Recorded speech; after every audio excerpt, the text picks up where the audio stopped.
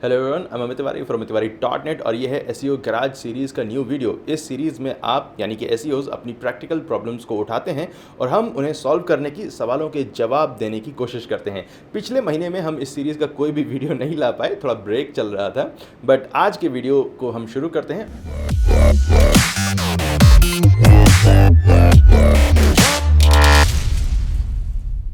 और एक एक करके सवालों का जवाब देने की कोशिश करते हैं। और आज के इस वीडियो के जो स्पॉन्सर हैं वो है नोटेक्स। नोटेक्स एक स्मार्ट पुश नोटिफिकेशन सर्विस है जो आपको अपनी वेबसाइट के विजिटर्स को री एंगेज करने की फैसिलिटी देती है। आप अपनी ऑडियंस को जियो टारगेट कर सकते हैं, डिवाइस टारगेट कर सकते हैं, कैंपेन सेगमेंट बना सकते हैं। सो नोटेक्स को यूज़ करके आप अपने ऑफर, डील्स और नॉर्मल नोटिफिकेशन भेज सकते हैं। Link is in description. And yes, notification का एक फ्री प्लान है, पेड प्लान है एंड एक मोनेटाइज प्लान भी है जो आपको अपने ट्रैफिक को मोनेटाइज करने का फीचर देता है। So go check it out, link is in description. So आज के एपिसोड का पहला सवाल है प्रिया जी का। प्रिया जी की समस्या है कि उनकी वेबसाइट में कई सारे पेजेस हैं जो अलग अलग स्टेट के लिए सेम सर्विसेज के लिए बनाए गए हैं। गूगल इन सारे पेजेस को डुप्लीकेट मानता है और प्रिया जी जानना चाहती हैं कि क्या इस समस्या को hreflang एट्रीब्यूट के जरिए सॉल्व किया जा सकता है। वेल, href एट्रीब्यूट का काम होता है गूगल को ये बताना कि दो अलग अलग लैंग्वेज के पेजेस के बीच में क्या रिलेशन है। सो अगर आपकी वेबसाइट में जो अलग अलग स्टेट्स के लिए पेजेस हैं, अगर वो अलग अलग लैंग्वेज में हैं, तो आप hreflang एट्रीब्यूट को यूज़ कर सकते हैं। बट अगर ऐसा नहीं है तो फिर href एट्रीब्यूट आपकी हेल्प नहीं कर पाएगा। I hope you know that एक ही कॉन्टेंट को जब आप अलग अलग स्टेट्स के लिए या अलग अलग सिटीज़ के लिए कई सारे पेजेस बनाकर उनमें पब्लिश करते हैं तो ऐसे पेजेस को कहा जाता है डोरवे पेजेस, और ये सर्च इंजन्स की गाइडलाइंस के अगेंस्ट होते हैं। बिंग डोरवे पेजेस के केस में वेबसाइट को डी इंडेक्स कर सकता है और गूगल खुद से कैनोनिकल पेजेस को सेट कर लेता है, सेलेक्ट कर लेता है। स्टेट्स या सिटी के नाम से मल्टीपल पेजेस बनाने में कोई बुराई नहीं है, बट उनका कंटेंट यूनिक होना जरूरी है। दूसरा सवाल है हाफिज शेख साहब का। हाफिज जी अपनी वर्डप्रेस वेबसाइट को HTML या .NET प्लेटफॉर्म पर मूव करना चाहते हैं और इनका सवाल है कि कैसे हम SEO पर कोई नेगेटिव इम्पैक्ट ना होने दें। Website migrations are tough, long and tricky. SEO पर इम्पैक्ट होगा ज़रूर, बट आप सिर्फ उसकी क्वांटिटी और ड्यूरेशन को कम कर सकते हैं। कितना ज़्यादा असर होगा और कितने दिनों तक असर रहेगा, आप सिर्फ इसको कंट्रोल कर सकते हैं। थोड़ा बहुत असर ज़रूर होगा। अगर आप अपने पेज का URL भी चेंज करते हैं तो भी गूगल के लिए वो एक नया पेज हो जाता है और यहाँ तो आप पूरा प्लेटफॉर्म चेंज कर रहे हैं, बट फिर भी आप कुछ चीज़ों का ध्यान रखकर अपने माइग्रेशन को माइग्रेन बनने से रोक सकते हैं। नंबर 1, अपने पेजेस के URL स्ट्रक्चर को सेम रखिए। ऐसा ना हो कि पुरानी वेबसाइट में कॉन्टैक्ट अस पेज का जो URL है वो example.com/contact us हो और नई वेबसाइट में ये newexample.com/contact-us हो जाए। दोनों URL डिफरेंट हैं। हर पेज की लिस्ट बनाकर डेवलपर को धमकी दीजिए कि URL चेंज नहीं होने चाहिए। नंबर 2, अपने इंटरनल लिंक्स को भी सेम रखना ज़रूरी है। अगर आप कंटेंट को ओल्ड वेबसाइट से न्यू पर कॉपी पेस्ट कर रहे हैं तो कई बार पुराने लिंक्स भी कॉपी हो जाते हैं। सो मेक श्योर कि नई वेबसाइट पर जो इंटरनल लिंक्स हैं वो नई वेबसाइट के ही हों। नंबर 3, कैनोनिकल्स को सही से सेट करिए। नंबर 4, नई वेबसाइट को पहले टेस्ट सर्वर पर चेक करिए एंड मेक श्योर कि वेबसाइट सही से क्रॉल हो रही है, उसमें कोई इशू नहीं है।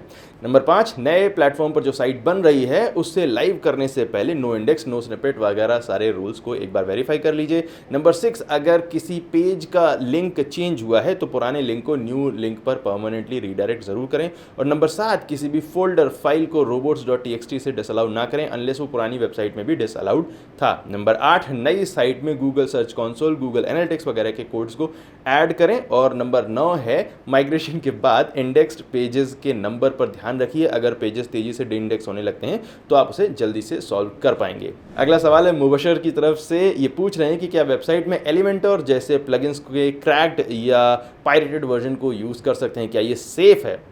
कितना बोला सवाल है, कैसे सेफ होगा? प्लगइन डेवलपर जो प्लगइन आपको $50 में या $100 में बेच रहा है वो कोई और फ्री में दे रहा है तो कुछ ना कुछ गड़बड़ होगी। इस सब के बारे में एक्चुअली में हम एक वीडियो कर चुके हैं ऑलरेडी, हेडफोन लगाकर आप देख सकते हैं। लिंक आपको टॉप राइट कॉर्नर में दिखाई दे रहा होगा और इस वीडियो के डिस्क्रिप्शन में मिल जाएगा। बट एक और बात है, इस वीडियो में काफ़ी सारे कॉमेंट्स में एक पॉइंट बार बार यूज़ किया गया। बहुत सारे लोगों ने इस पॉइंट को रेज किया है कि SEO में जो अभी नए नए आए हैं वो महंगे प्लगइन्स को अफोर्ड नहीं कर सकते हैं, इसलिए क्रैक्ड वर्जन को या चीप वर्जन को यूज़ कर लेते हैं। अफोर्ड तो मान लो आप फेरारी भी नहीं कर सकते हो तो क्या 10-12 लोग मिल के किसी और की लूट तो नहीं लेंगे ना। चोरी चोरी ही रहेगी। अगर आपके घर में फ्रिज है, किसी के पास घर भी नहीं है, तो क्या 10-12 ऐसे लोग अगर आपके घर में आ जाएं हमला करके फ्रिज उठा ले जाएं तो चलेगा? सही नहीं होगा ना। एनीवे, क्रैक्ड नल्ड पायरेटेड वर्जन को यूज़ करेंगे तो आज नहीं तो कल फंसेंगे ही फंसेंगे, मुसीबत ज़रूर आएगी।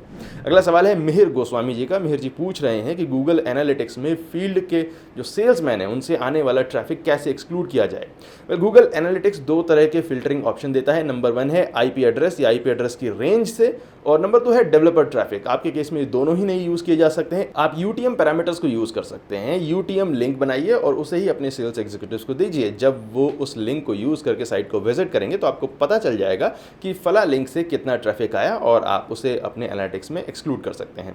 अगला सवाल है नीतेश मिश्रा जी का, और ये एक्चुअली में बहुत सारे लोगों का सवाल है। 6-7 लोगों ने और भी सवाल ही पूछा है। सवाल है कि इनकी वेबसाइट पर किसी एक कीवर्ड के लिए इंप्रेशंस बहुत आ रहे हैं लेकिन क्लिक्स नहीं आते हैं। गूगल सर्च कंसोल में इंप्रेशन वो डाटा होता है जितनी बार आपकी वेबसाइट का यूआरएल सर्च रिजल्ट्स में किसी व्यूअर को दिखाई देता है, और क्लिक आपको पता ही है। अगर आपकी वेबसाइट को इंप्रेशन मिल रहे हैं बट क्लिक नहीं मिल रहे हैं तो इसके 3 रीजंस हो सकते हैं। नंबर 1, रैंक काफ़ी कम है, यूज़र सिर्फ ऊपर के सर्च रिजल्ट से ही सेटिस्फाई होकर चला जाता है। इसका सोल्यूशन होगा कि आपको अपनी वेबसाइट की रैंक पर काम करना होगा। वेबसाइट के कंटेंट को और ज़्यादा लोगों तक पहुंचाइए, प्रमोट करिए, कंटेंट मार्केटिंग पर ध्यान दीजिए, हाई क्वालिटी बैकलिंक्स गेन करिए। नंबर 2 है टाइटल और डिस्क्रिप्शन कैची नहीं है। सर्च कर रहा यूज़र जल्दी में है, उसके पास बहुत सारे एलिमेंट्स हैं देखने के लिए, एड्स हैं, नॉलेज ग्राफ है, इमेजेस हैं, वीडियोस हैं।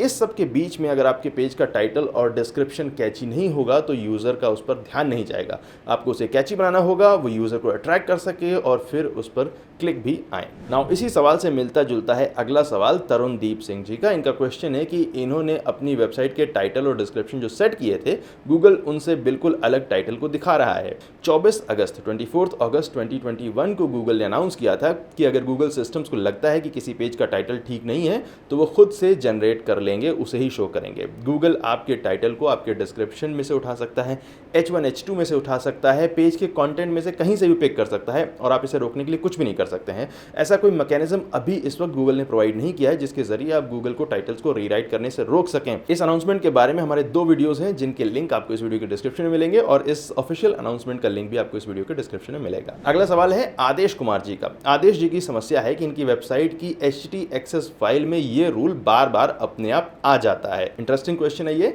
वो इसे चेंज करते हैं बट ये फिर से अपने आप .htaccess फाइल में आ जाता है, जिससे उन्हें अपनी वेबसाइट पर कुछ एक्शन परफॉर्म करने में दिक्कत होती है। आदेश जी, इस कोड में ही इस प्रॉब्लम का हिंट है।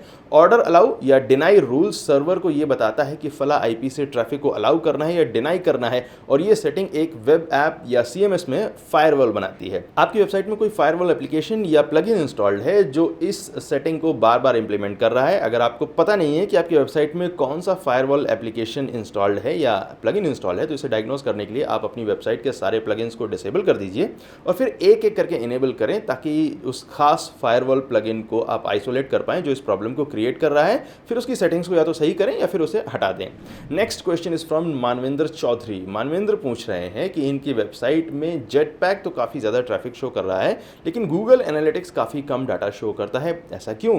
वेल, एक सिंपल एक्सप्लेनेशन हो सकता है बॉट ट्रैफिक। जेटपैक की टेक्नोलॉजी गूगल एनालिटिक्स जितनी एडवांस नहीं है। गूगल एनालिटिक्स बॉट ट्रैफिक को बेटर तरीके से पहचान सकता है और आपके एनालिटिक्स डाटा में से उसे हटा सकता है, बिकॉज वेबसाइट रियल ह्यूमंस के लिए है। बट जेटपैक उतना स्मार्ट नहीं है और बॉट ट्रैफिक से घबराने की जरूरत नहीं है। सर्च इंजन क्रॉलर्स भी जो ट्रैफिक जनरेट करते हैं वो भी बॉट ट्रैफिक होता है। एड कंपनीज के जो क्रॉलर्स होते हैं वो भी बॉट में काउंट होते हैं। अगर आप स्क्रीमिंग फ्रॉग से अपनी वेबसाइट को एनालाइज कर रहे हैं बार बार, तो वो भी बॉट ट्रैफिक में काउंट होगा। आपको परेशान होने की जरूरत नहीं है। साइट पर और ज़्यादा कंटेंट को पब्लिश करिए, रियल ट्रैफिक भी आने लगेगा। अगला सवाल है सीताराम मीना जी का। ये अपनी वेबसाइट के परमालिंक स्ट्रक्चर को चेंज करना चाहते हैं लेकिन रीडायरेक्शन के लिए किसी खास प्लगइन को यूज़ नहीं करना चाहते हैं। इसका सोल्यूशन बहुत सिंपल है। आपको अपने सी पैनल में जाना है और .htaccess फाइल को ओपन करना है और फिर ये रूल पेस्ट करना है। एग्जैक्टली इसे नहीं पेस्ट करना है, ये एक डमी रूल है। इसके लिए मैंने ओल्ड URL ये यूज़ किया है और न्यू URL ये यूज़ किया है। सो आप इस रूल को, इस कोड को अपने न्यू URL और ओल्ड URL के हिसाब से कस्टमाइज़ करेंगे। इसके बाद अपनी htaccess फाइल में पेस्ट कर देंगे। ये स्टेप आपको हर यूआरएल के लिए रिपीट करना होगा। अगर आपको ये बोरिंग लगता है और टफ लगता है तो इसका सोल्यूशन है प्लगइन्स। और क्या करते हैं, आपके आसान काम को और भी ज़्यादा आसान बनाते हैं, इस बोरिंग काम को बार बार आपको करने से बचाते हैं। इसके बाद का सवाल है हिलोल पॉल जी का। सवाल है कि अपनी वेबसाइट को जब ये पेज स्पीड इनसाइट्स पर चेक कर रहे हैं तो ये एरर आ रही है। बहुत लंबा चौड़ा टेक्स्ट है, इस पर पूरा मैं ध्यान नहीं दूंगा, आपको भी ध्यान नहीं देना है। आपको सिर्फ ध्यान देना है लास्ट फ्रेज पर जो है स्टेटस कोड है 503।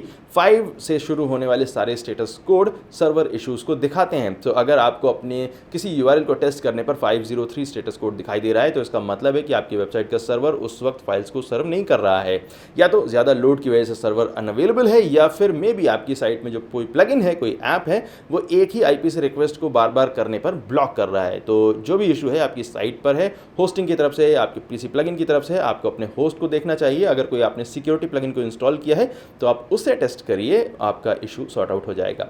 नेक्स्ट क्वेश्चन है चंद्र प्रताप घोष जी का। घोष दादा पूछ रहे हैं कि ब्लॉगर में इनिशियल सर्वर रिस्पॉन्स टाइम कैसे कम करें। ब्लॉगर गूगल का अपना बच्चा है, इसकी होस्टिंग, सीडीएन, सर्वर, रैम वगैरह वगैरह सब कुछ गूगल देता है, वहाँ आप कुछ नहीं कर सकते हैं। एक चीज़ जो आप ऑप्टिमाइज कर सकते हैं वो है थीम और कस्टम स्क्रिप्ट। अगर आपने कोई खास थीम इंस्टॉल की है जिसमें बहुत सारा कस्टम कोड है, जावास्क्रिप्ट है, तो वो आपके पेज के लोड टाइम में इशू क्रिएट कर सकता है। या अगर आपने अपने पेज में कोई कस्टम जावास्क्रिप्ट लगाई है किसी तरह के खास फंक्शन के लिए, किसी यूटिलिटी, किसी टूल को बनाने के लिए, तो वो आपके पेज में लोड टाइम में ऐड कर सकता है। उसको हटाइए, प्रॉब्लम सॉल्व हो जाएगी। और आज का लास्ट क्वेश्चन है सौरभ दीप जी का। सौरभ पूछ रहे हैं कि इनकी वेबसाइट का स्पैम स्कोर 17% है और काफ़ी मेहनत के बाद भी वो कम नहीं हो रहा है, क्या किया जाए। रियल क्वेश्चन है, क्यों किया जाए। गूगल स्पैम स्कोर को चेक नहीं करता है, गूगल को इस स्पैम स्कोर से कोई फर्क नहीं पड़ता है, बिंग को भी इससे कोई फर्क नहीं पड़ता है, डकडकगो को भी कोई फर्क नहीं पड़ता है। तो फिर आप किसके लिए स्पैम स्कोर को कम कर रहे हैं। अगर बहुत सारे लोग मिलकर एक ही गलती को करते हैं तो फिर भी गलती रहती है। Spam score is useless metric. आप अपना टाइम अच्छे कंटेंट को बनाने पर खर्च करिए, स्पैम स्कोर पर नहीं। वैसे स्पैम स्कोर पर हमारा एक वीडियो है बहुत अच्छा सा, आप इसे देखें, कृपा होगी। तो ये थे आज के सारे सवाल। आप भी अपने सवाल पूछ सकते हैं इस यूआरएल पर जाकर, amittiwari.net/SEO-garage। हम अगले वीडियो में आपके सवाल को फीचर करने की कोशिश जरूर करेंगे। Thank you so much watching this video. My name is Amit Tiwari for amittiwari.net। I will see you next time.